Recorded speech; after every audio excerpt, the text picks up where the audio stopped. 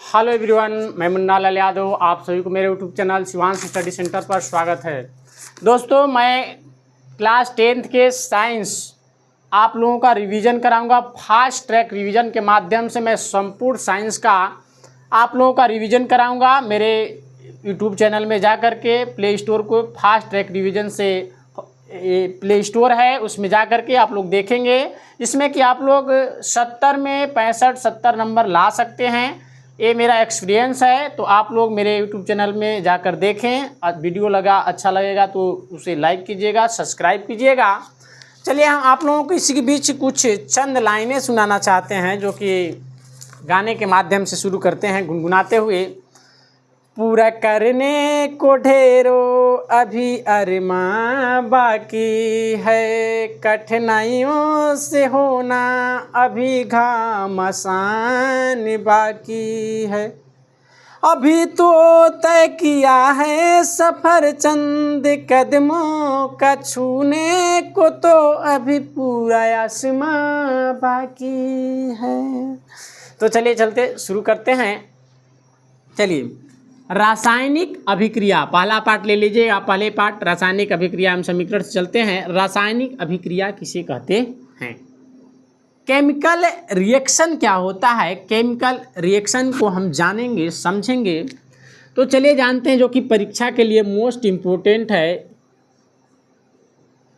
Most important है।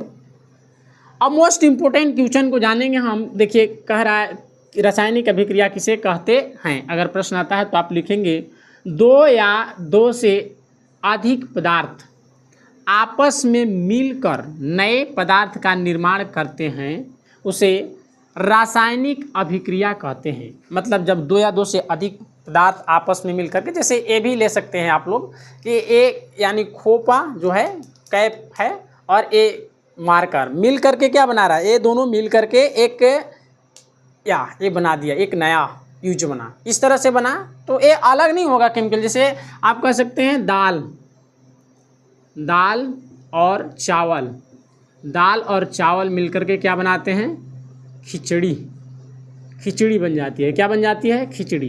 तो ये जो खिचड़ी है, आप कह सकते हैं कि दाल चावल मिलकर के एक नया पदार्थ बनाया, खिचड़ी बनाया। तो खिचड़ी मेरा क्या है, यानी कि ये रासायनिक अभिक्रिया हुआ, कह सकते हैं। इसी तरह से देखिए, अगर इसको लिखना होगा तो सोडियम क्या है, सोडियम।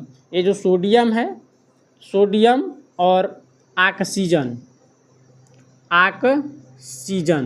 ऑक्सीजन मिल करके रिएक्शन करके क्या बना लेते हैं, ये बना लेते हैं सोडियम ऑक्साइड। क्या बनाते हैं?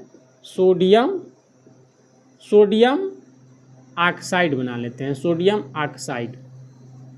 सोडियम ऑक्साइड का निर्माण कर लेते हैं, अर्थात दो या दो से अधिक पदार्थ आपस में क्रिया करके नए पदार्थ का निर्माण करते हैं। नया कोई पदार्थ बनाता है, उसे हम रासायनिक अभिक्रिया कहते हैं। आप लोग अच्छे से समझ गए होंगे।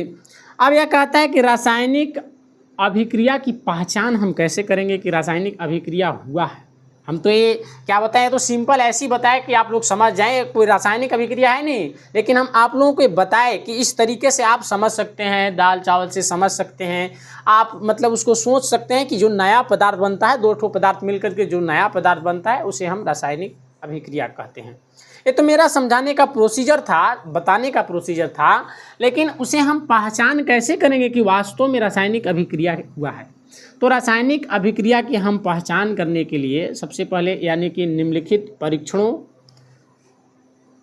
परीक्षणों के आधार पर पहचान सकते हैं कि रासायनिक अभिक्रिया हुआ है। क्या होता है? अवस्था में परिवर्तन हो जाता है। अवस्था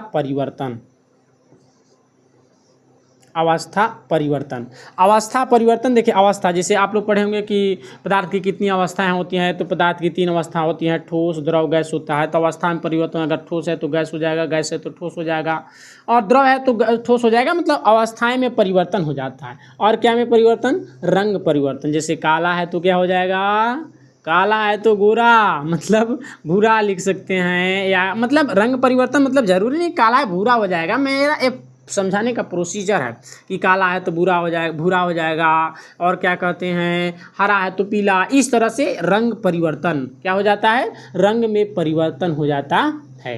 तो ये एक रंग परिवर्तन हुआ।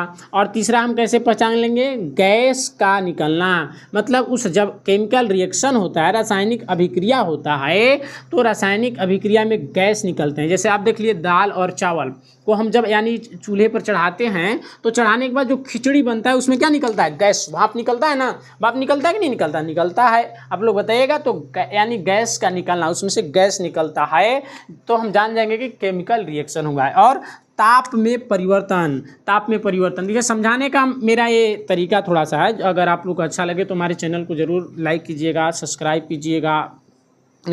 कीजिएगा। ताप में परिवर्तन, जैसे ठंडा है तो क्या हो जाएगा, गर्म, क्या हो जाएगा, गर्म, मतलब यानी कि ताप में उसका हल्का परिवर्तन हो जाएगा, महसूस हो जाएगा कि ज़्यादा अधिका हुआ है या कम ठंडा है, इस तरह से ताप परिवर्तन हो जाते हैं। तो हम निम्नलिखित परीक्षणों के माध्यम से, अवस्था में परिवर्तन के माध्यम से, रंग में परिवर्तन के माध्यम से, गैस का निकलना से और ताप में परिवर्तन के माध्यम से हम रासायनिक अभिक्रिया की पहचान कर सकते हैं। अगला मेरा है रासायनिक समीकरण किसे कहते हैं, रासायनिक समीकरण। चलिए चलते हैं।